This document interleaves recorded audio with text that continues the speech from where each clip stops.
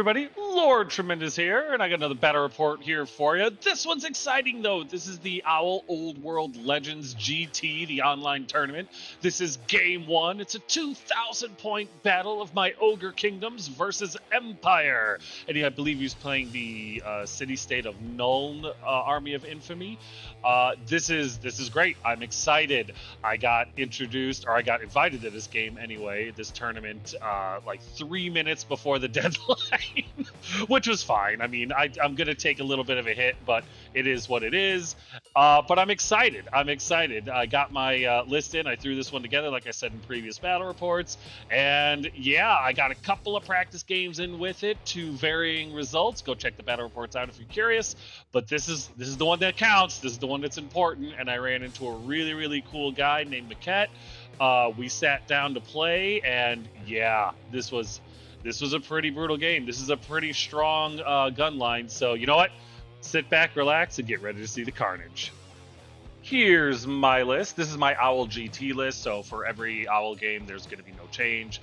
I'm playing the Ogre Kingdoms, my Blubber Boys, and I have 980 points in character, starting with my Slaughtermaster, who's my General, a level 4 wizard using Illusion. It's got the Butcher's Cauldron, Grut Sickle, Blood Cleaver, and the Potion of Strength. Then I've got a Hunter with Scout, additional hand weapons, and a Harpoon Launcher. He's got the Armor of Silvered Steel, a Cathayan Jet Pendant, and he's got the big name Longstrider. And then I've got my Bruiser, Lord Tremendous. He's on a Thunder Tusk. He's my BSB with the Rampaging Banner. And he's got the Armor of Meteoric Iron, the Talisman of Protection, and the big name Death Shield. My 504 points of core consists of 2 Saber Tusk pack with Scouts, 20 Noblar Fighters, my batteries, 3 Ogre Bulls butt naked, and 7 Iron Guts with full command, Bull Standard, and Veteran.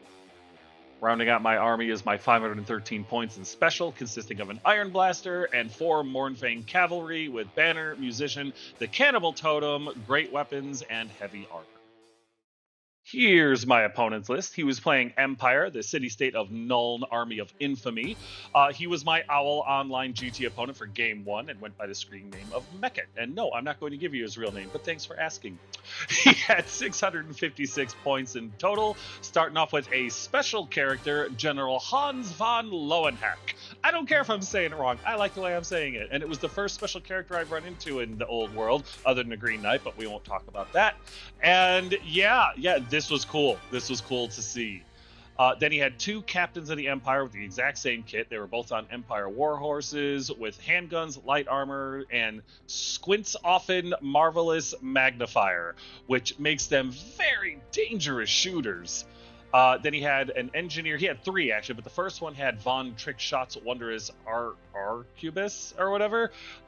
Very dangerous ranged weapon. And then 2 more engineers with grenade launching blunderbusses.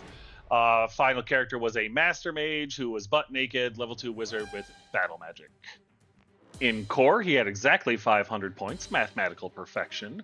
Starting with 10 state troops who were a regiment. They had full command with a 5-state missile troop detachment, and the sergeant in that detachment had repeater handgun.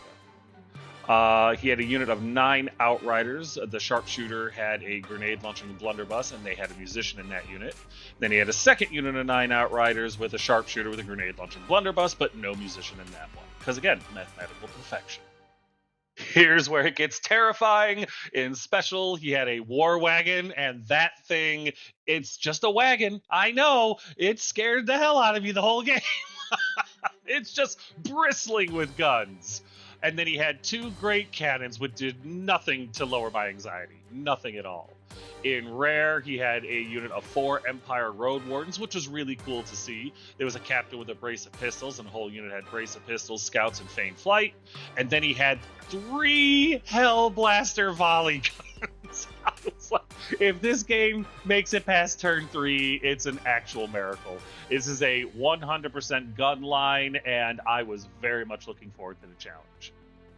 Here are the spells my Slaughtermaster got for this one. I got Glittering Robes, Shimmering Dragon, Spectral Doppelganger, and Miasmic Mirage. And yeah, I'm never going to use the Dragon one. Maybe I could use it with my Bruiser, but it was... I don't remember which one I dropped, but this was the lesser of 2 evils. And my opponent's level 2 mage got Pillar of Flame and Cowardly Flight. So it's a GT, and they did a whole bunch of custom scenarios. And scenario one is a basic open battle deployment, 12 inches from either board edge. However, there was some special rule. Basically, at the start of each round, one of us had to roll. We just alternated, like the rule said. And depending on the D6, there was certain things that happened. Like one is snowstorm. All units are -1 movement. Flying is reduced by half to a minimum of 4. It got wild. It didn't, honestly, it didn't super affect anything until the very end of the game, but we'll get to that when we get to it. But in case you're curious, here's the slide. Terrain was a little bit different too. They set up a bunch of custom maps on Warhol, and you roll off. Each opponent, or each one of us, decides which one of the maps we're going to veto for this game, and then we kind of roll off to see which one we end up with. And we ended up getting Forgotten Mortuary, which was pretty cool. The thing was, there was a couple of hills, a lot of impassable, a lot of lines of sight broken, and some difficult terrain. There was an oasis and a cracked one. You can kind of see what all of it means, but just in case you're seeing us taking weird dangerous terrain checks, or certain things are blocking line of sight, or we're going around stuff, just so you have a better understanding of the map, that's the one that we ended up using. And here's deployment, and I'm not gonna lie to you, I was intimidated as hell. Look at all those guns. Oh my god, I was like, this is gonna be either a great triumphant game or the shortest battle report I've ever done in my life. There will be no middle ground. On the right flank there, I put my Bruiser and the Mornfang. The idea was just to shoot them forward. I wanted to get rid of the Outriders as fast as I could. I saw them as the most agile unit. City State of Nuln doesn't worry about Ponderous with their Outriders, and he has 18 of them with captains in each one. I was scared to death. I wanted to get rid of them or die trying. That's why the Mornfang and the Bruiser over there, just in case one unit got killed or fled off the table, the other one could hopefully get a hold of them, depending on how nimble they're being. In the center, I have my Iron Guts and my batteries right behind them. The idea behind that was push forward. I know I'm kind of screwed here. The terrain isn't really doing me any favors, but if I could get just one Iron Gut or my Slaughtermaster in the base with that, oh god, War Machine Hill or anything other than the War Wagon, I figured I could do some real damage. Don't know if I'd win, but at least they'd know I was there.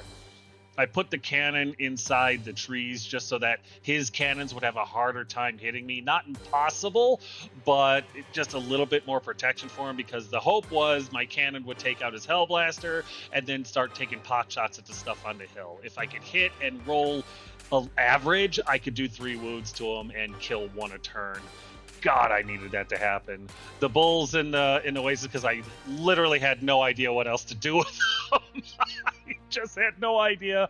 And the hunter on the left flank there is as close to the Outriders as he can get. Yeah, they're going to get a shot at him first, but man, I was desperately hoping that he would survive long enough to get in the combat with them and take them out. The Outriders were my top priority in the beginning of the game. For my opponent's list, though, on the left side there, he's got a unit of Outriders with a captain. There's the Road Wardens that have vanguarded up a little bit. He's got a Hellblaster volley gun right next to the War Wagon, which is the most terrifying thing in a Nuln army. He's got an Engineer on the hill next to a Great Cannon, sandwiched into a Hellblaster with the other Great Cannon right next to it, with another Engineer. And then he's got his State Troops, followed by his Missile Troops, with the Mage, I believe, attached there. And General von Heidensluer, whatever his name is in with the State Troops right there. I was excited to see a named character in there that wasn't the Green Knight. I hate the Green Knight. But I was excited to see a special character in there, because it was like a target of opportunity. It was like, if I could just kill him and then get tabled, I'd be thrilled with that. So that was one of my goals. And then the other Engineer right behind the third Hellblaster volley gun with the second unit of Outriders and Captain of the Empire over on our right flank. That was it for deployment, and man, I was sweating bullets. Here's top of 1 after movement, and I know it looks just like the deployment slide, and that's because he didn't move. He didn't move at all. There was no movement. He stood firm and got ready to just obliterate me, which makes sense. He's a gun line. Of course he's not going to do anything. But it did really throw me off, because I was expecting the Outriders to push forward, do some crazy nimbly-bimbly stuff, and instead everything just stood still, so there would be no move negatives to his shooting. I went from sweating bullets to flop sweats because I was like, I'm about to pick up my whole army. But yeah, that's it for movement.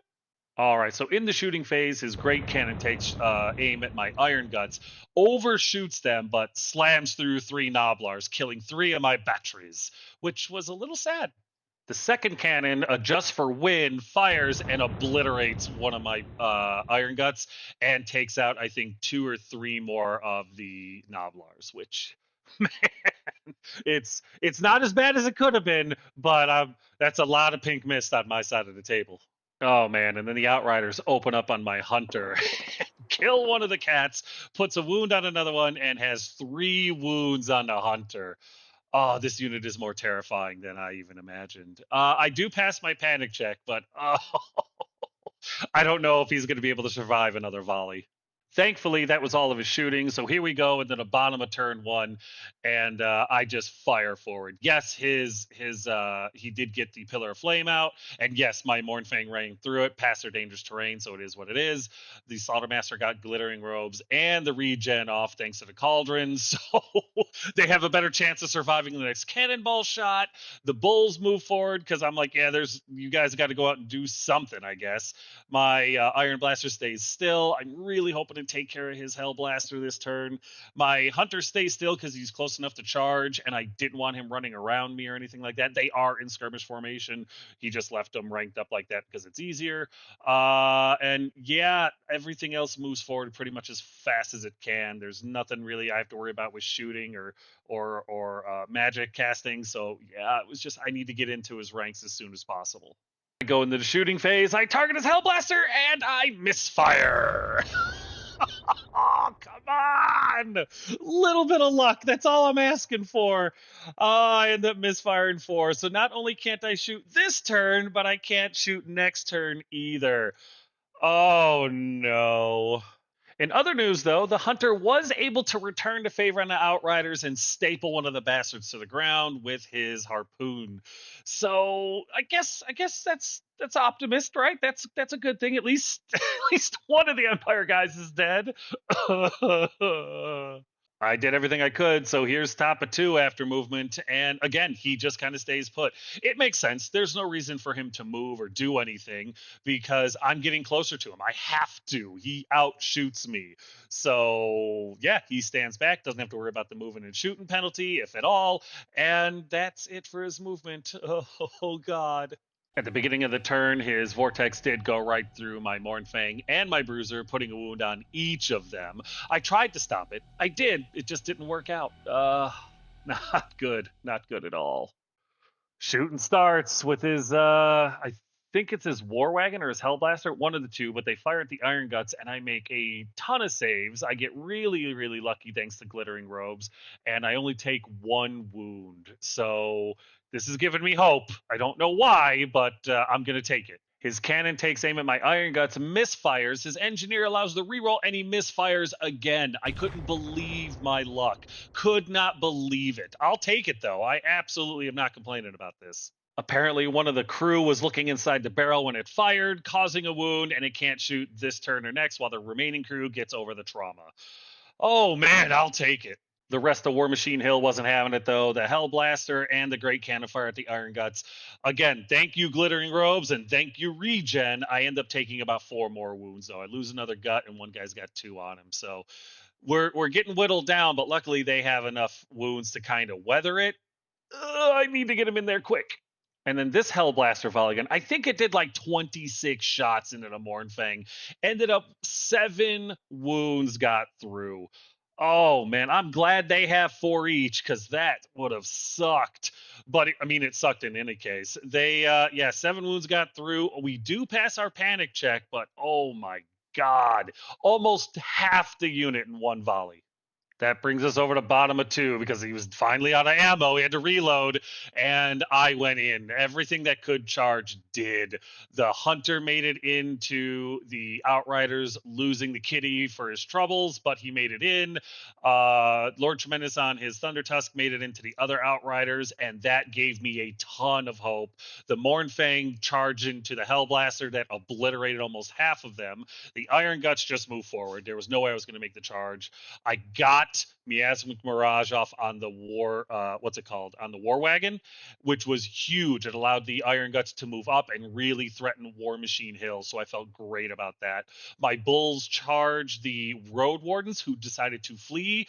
The Hellblaster and the War Wagon made their panic checks no problem, but that got them a little bit closer to the Hellblaster. They fired and fled. That's why there's a wound on the Bulls. Unfortunately, my Noblars got left behind a little bit. They'll have to move up a little bit quicker. And the cannon stayed put because there was no reason taking dangerous terrain checks to move them through the woods. That's it for movement. I got to make my move here or I'm in a lot of trouble. At the beginning of the turn, he moved his Vortex, and it did do another wound to the Bruiser. Also, I forgot to mention, my Bruiser took a wound charging into the Outriders because they did stand and shoot. So I'm almost half dead, but I'm mostly alive, so optimism! There was nothing for me to do in shooting. Magic had marched, so I couldn't do any of that. We went straight into combat, and yeah, Lord Tremendous wasted no time obliterating as many of these Outriders as he could. He understood they were as much of a threat as I did. In the end, I ended up winning 9-1, so a total of 8 combat res victory for me. And I did pursue without Swift Stride. They ended up going off the table, which was huge, but I failed my leadership check in order to try to reform to look towards the center of the table. So he's just there thrilled watching the Outriders run back home. So Captain and some Outriders are gone. At least it's not going to be a goose egg if he tables me. The Mournfang obliterate the Hellblaster, and I was not sorry to see it go at all. That thing terrified me, and I'm glad it's off the table. They, of course, overrun, and with the Cannibal standard, they can only move D6 plus Swift Stride. I didn't bother with Swift Stride. You can see I'm going to run into the unit with the Mage, and that's good enough for me.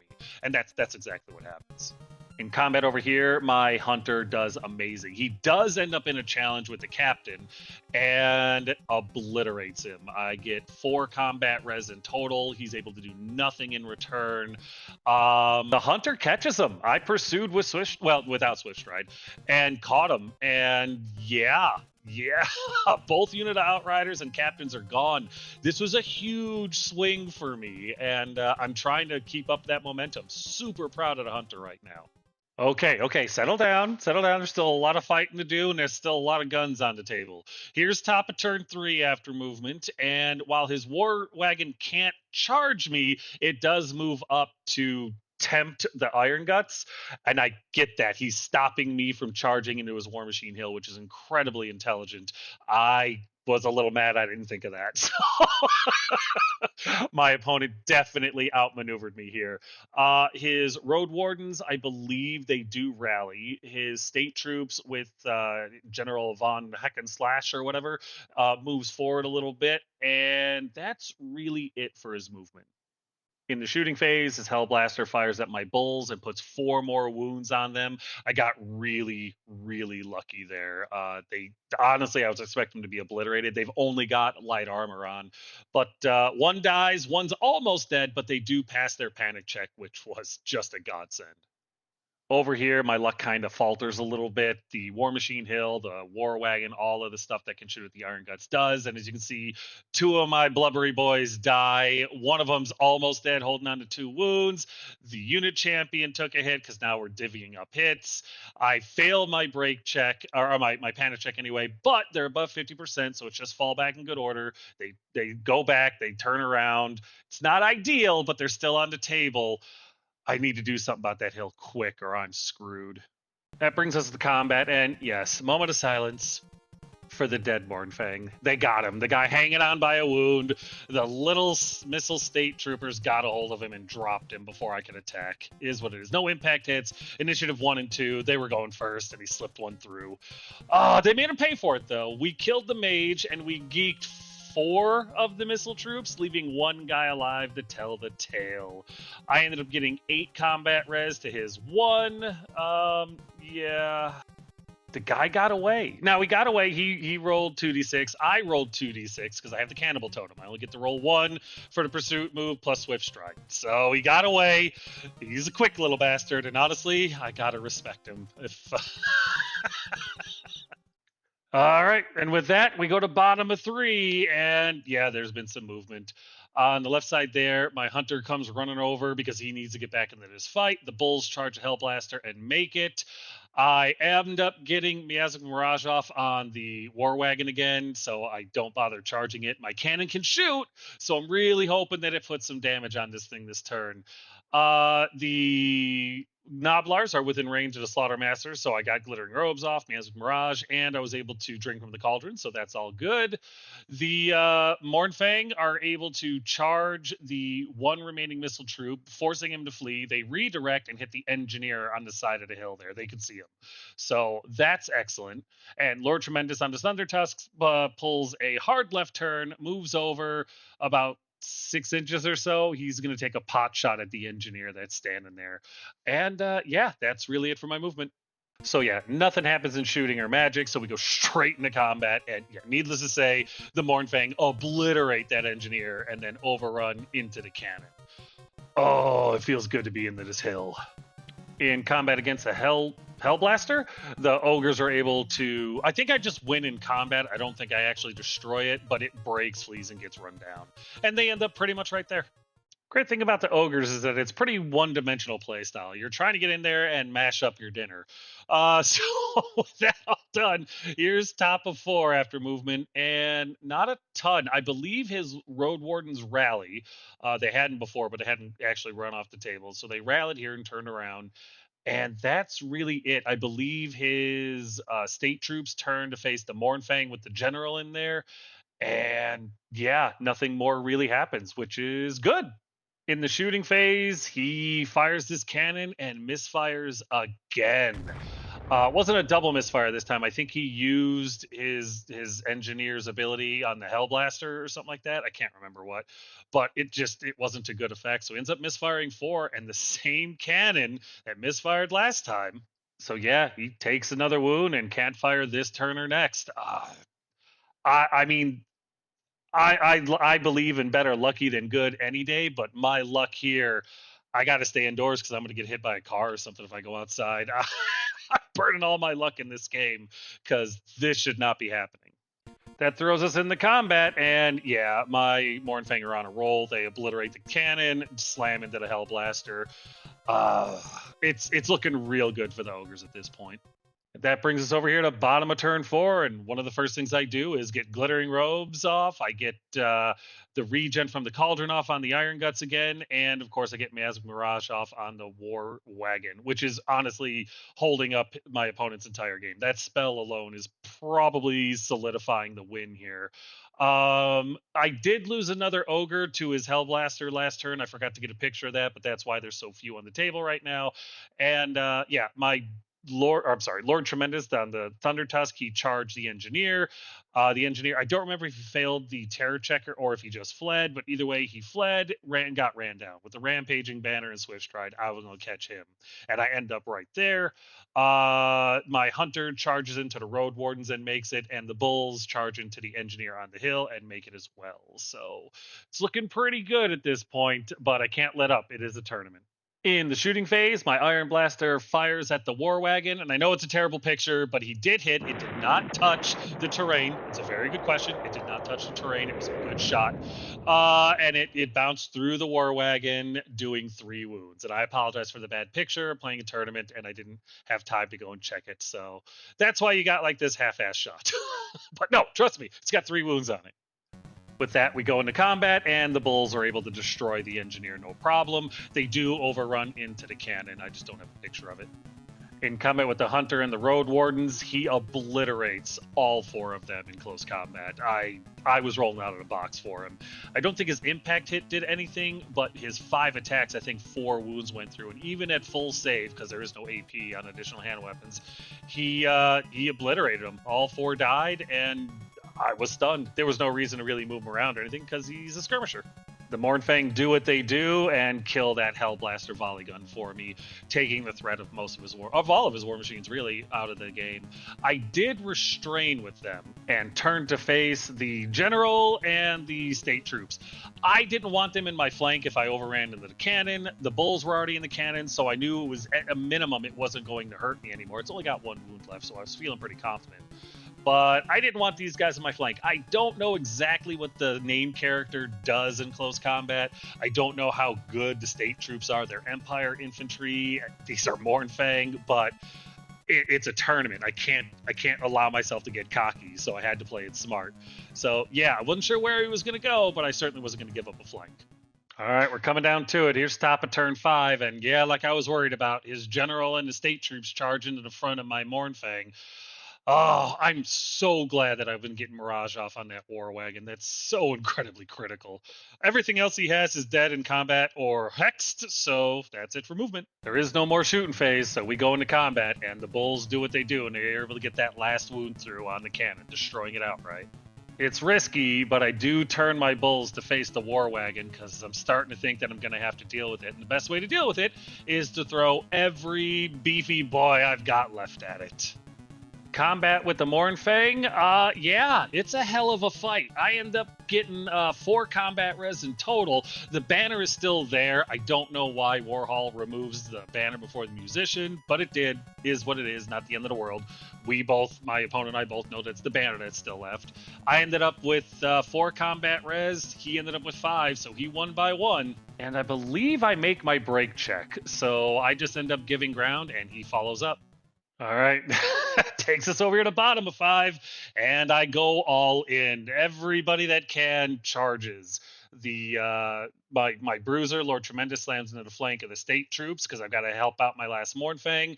The Hunter, the Bulls, and the Iron Guts all charge into the war wagon. I don't even bother trying to get the spell off. I did not get glittering robes off, which was a shame, but I did get the regen from the cauldron, so that's huge. But let me show you why I didn't get glittering robes off. My Slaughtermaster decided to miscast 4, which was very nice of him. The big old pie plate gets placed right on top of my Slaughtermaster, as you can see here, engulfing him, engulfing the Iron Gut next to him, and partially hitting the third one, as well as a partial on the Noblar. The results of which are wound on the Slaughtermaster, 2 wounds on the Iron Guts, because yes, of course, the partial hit, and 1 more dead Noblar. Oh, it can never be easy. Nothing else happens in shooting or anything like that. We go straight into combat, and these glorious fatty boys just obliterate the remaining 3 wounds off of the war wagon. I was so happy that thing was gone because it was terrifying me. Absolutely terrifying me. So the fact that it's gone and dead, we all turn to look at the rest of the fight. We all restrain, turn, face the rest of the fight in order to get in on it if turn 6 happens. Combat over here, Lord Tremendous issues a challenge, his general accepts, and Lord Tremendous is able to kill the named character.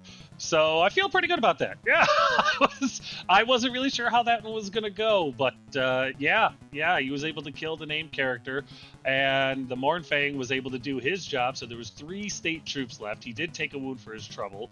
I believe Lord Tremendous took 1 or 2 more. No, I think he had 3 already from his fight with the Outriders. So in the end, I got 11 combat res. He got 1, so I win by 10. They break, they flee, they bounce through the Bulls and the Hunter, but they actually do get away. We do some perils for both units that the models travel through, and only 1 dies, so we rolled really well for that. But we're all on top of him, and the Hunter's got 360 line of sight. He's going to charge him. So we go to top of 6, and my opponent just says, hey, listen, are you okay with it just being over? I can pick those last 2 guys up off the table. It's not going to make a difference. I said, it's a tournament. I can't tell you what to do, but if that's what you want to do, I understand. And that's what he ended up doing. That's why the models are gone. And there it is. There's the end of the game. It was a victory for Lord Tremendous. Let's be very clear, and I'm going to get into the recap, but this was a rock-solid gun line. and he just rolled badly. Had his dice been better, I mean, miscasting twice on the same cannon with 2 engineers nearby, that's insane. His Hellblaster volley gun, the way it decimated my what's it called, my Mornfang, that should have happened across the board with all 3 of them, even rolling average. I got really lucky. I think the only mistake that he made, in my opinion, and I could be wrong, was he didn't move the Outriders. He should have backed them up. I think a special rule for the city-state of Nuln is you're not affected by Ponderous. It had just been -1 for movement. So that's the only mistake I think he made. And then the dice rolling just didn't go in his favor while I was rolling average or better. But fantastic start to the OWL, and let's get into the recap. So one of the greatest things about this game and these GTs and stuff like that is the people that you play against, and this guy was no exception. Maquette was an outstanding opponent the entire time, even when things turned on him. No negativity, great attitude, just a phenomenal dude. This is the kind of individual that you go to LGSs to and you go to tournaments to meet and play against because it's enjoyable. You know, even when things were going his way, he was cool. When things weren't going his way, he was cool. That's what I love about GTs, the people you run into. His gun line had me terrified. I put super nervous, but I was scared to death of that gun line. I wanted so bad to go first just so I could get across the table and charge in turn 2. And when he went first, I was like, well, it's going to be a quick game. What can you do? I wasn't going to quit, but I figured I'd make him earn it, and somehow I pulled off the victory.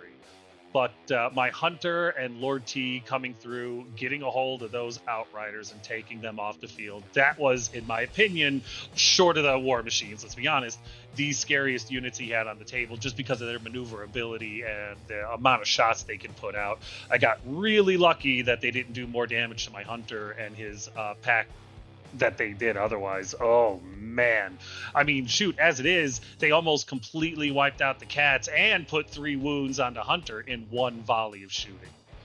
The Dice Gods were definitely 99% on my team. I did end up misfiring with the Iron Blaster in round 1, which killed my my defense against his War Machines plan. But in the end, the Dice Gods turned on my opponent, and had he been rolling average, this would have been a much different outcome, I have no doubt. My Iron Guts took a ton of punishment, but in the end, they were able to stand strong and even contribute. They ended up helping take out that War Wagon, which was another huge threat on the table. So I really don't give the Iron Guts enough credit for just how durable they are. 20-0 victory in game 1 is huge. I have no doubt my round 2 opponent is just going to slaughter me, but I'm going to have a blast finding out. Maquette, if you ever want a rematch, please just say the word. I would love nothing more.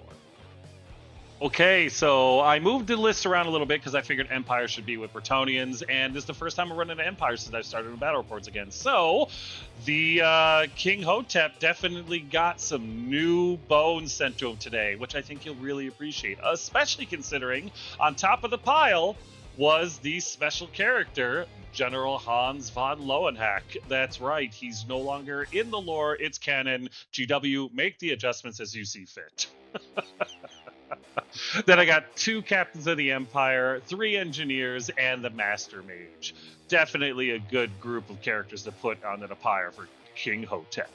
In core, I got all 10 of the Nuln State troops, as well as these 5 State Missile Troopers, and all 18 of the Outriders. So that was really good. In special, I did end up getting the War Wagon. Don't know what the King's going to do with those, but we definitely had a good feast with what was inside. The squishy part in the middle is always the best, and then both great cannons. In rare, we got the Empire Road Wardens and all 3 of the volley guns. So a very, very good day for the Ogres. Move the High Elves over next to their neglected Dark Elf cousins. No changes here. I just like to look at the numbers. No changes here, obviously, but I like seeing all the demons and warriors of chaos return to the warp for retraining. My Wood Elf numbers are still very impressive, probably because I run into them the most often, but I'm still very happy with it. And the unworthy Tomb Kings that were sent as a tithe are still there. Haven't seen any Chaos Dwarves or Orcs and Goblins in a while, but I'm hoping that's going to change soon. Until then, these numbers will stay the same. But that's going to do it for this one. Another battle report in the history books. As always, if you have any questions, comments, concerns, or complaints, feel free to put them in the comment section below, and I will get back to you as quick as I can. But as always, thanks!